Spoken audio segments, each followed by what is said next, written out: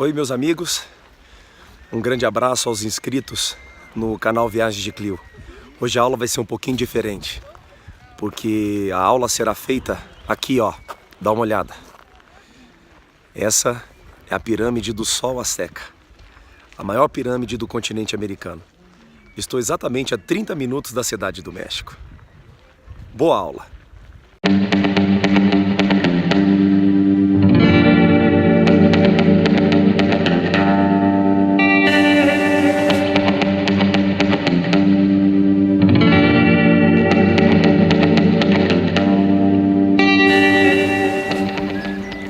Meus amigos do canal, olha o tamanho dessa pirâmide.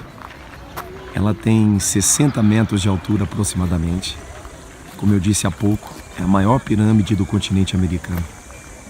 As pirâmides americanas, elas eram templos. Se formos fazer uma comparação com as pirâmides egípcias, as pirâmides do Egito Antigo eram tumbas, construções funerárias. As pirâmides americanas são templos. E repare, bem ao centro existem escadas, nós vamos subir lá daqui a pouquinho. São pirâmides escalonadas. As escadas levam ao topo. Lá no topo, estão observando, e tem alguns turistas ali, eram realizados sacrifícios humanos. Os astecas valorizaram como poucos a prática dos sacrifícios humanos. Não que somente os astecas tenham praticado os sacrifícios, mas os sacrifícios, eles faziam parte do cotidiano asteca. Todos os dias arrancavam o coração de um prisioneiro e expunham o coração ao sol. Assim o sol nasceria todos os dias.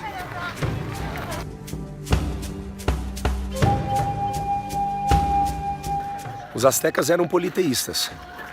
A base da economia asteca era a agricultura de irrigação e eles viviam também do saque sobre as regiões conquistadas.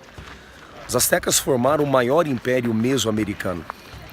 A capital do império era Tenochtitlan, atualmente cidade do México.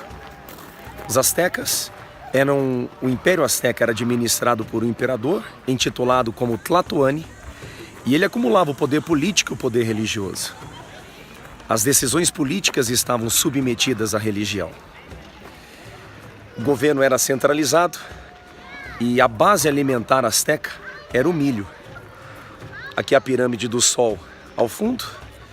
E lá, ali ó, não sei se vocês estão observando, à minha direita, bem aqui ó, a pirâmide da Lua. É outra grande pirâmide. Essas pirâmides elas foram construídas por povos da região Teotihuacan. Eu estou no Parque Teotihuacan, alguns quilômetros da cidade do México. E os povos que habitavam a região, eles foram dominados pelos astecas durante as campanhas expansionistas astecas.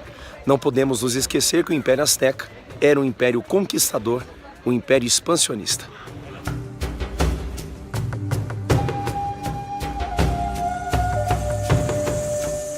A capital do Império Azteca era Tenochtitlan. O significado é rocha com cactos. Existe uma lenda que fala sobre a construção dessa cidade. De acordo com a tradição, os astecas vagavam pelo México em busca de um sinal dos deuses. Esse sinal seria uma águia devorando uma serpente.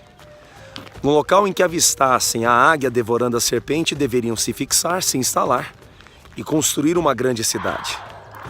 Diz a lenda que avistaram uma águia devorando uma serpente no lago Texcoco. E ali mesmo, nas ilhas do lago, os astecas levantaram Tenochtitlan. A águia estava em cima de um cacto sobre uma rocha do lago. Rocha com cactos. Tenochtitlan. Observe que esse é o desenho que aparece na própria bandeira do México. É um símbolo, é uma marca da identidade mexicana.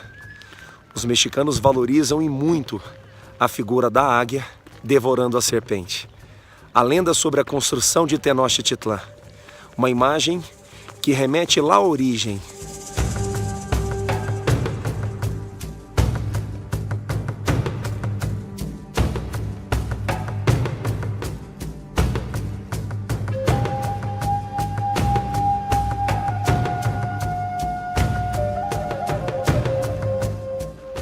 Os primeiros contatos dos espanhóis com a América, Eles aconteceram ali nas ilhas da América Central. Mais tarde, algumas expedições espanholas entraram em contato com o continente. A expedição militar espanhola que entrou em contato com a área asteca estava sendo liderada por Hernán Cortés. Entrou em contato com a região em 1519. Já em 1521, os espanhóis exerciam um certo controle sobre a área.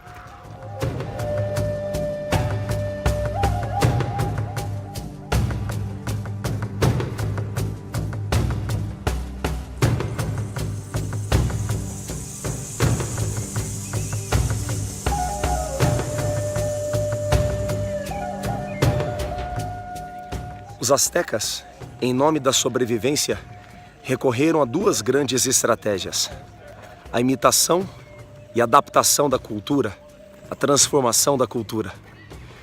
Diante dos espanhóis, na frente dos espanhóis, copiavam hábitos, costumes, comportamentos, uma forma de mostrar, dizer aos espanhóis que estavam assimilando os seus valores, as suas tradições.